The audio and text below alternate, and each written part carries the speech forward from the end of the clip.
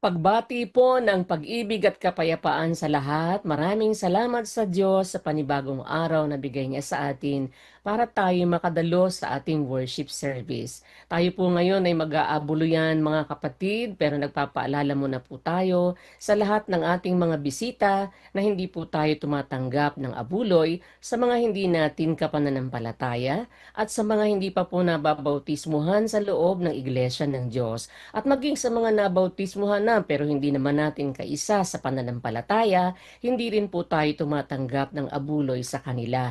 Dahil meron po tayong aral na sinusunod sa Biblia, yung nakasulat sa Mateo 28:19 hanggang 20, na ang sinasabi po ay ganito: Dahil dito, magsiyaon nga kayo at gumawa kayo ng mga alagad sa lahat ng bansa, na sila'y inyong bautismuhan sa pangalan ng Ama at ng Anak at ng Espiritu Santo, na ituro ninyo sa kanila na kanilang ganapin ang lahat ng mga bagay na iniutos ko sa inyo. At narito, ako'y sumasa inyong palagi hanggang sa katapusan ng panahon.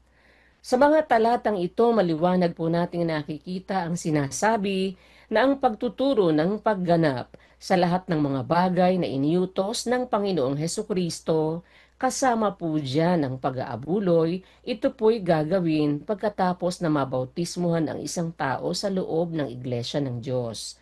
Kaya hindi po tayo tumatanggap ng abuloy sa mga bisita dahil hindi pa po sila nababautismuhan.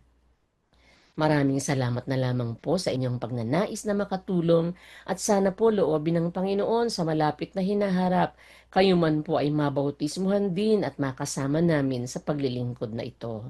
Samantala tayo naman po ang mga magkakapatid at lahat po ng mga bagong bautismong kapatid na sumasampalataya, tayo po ay sama-samang maghahandog.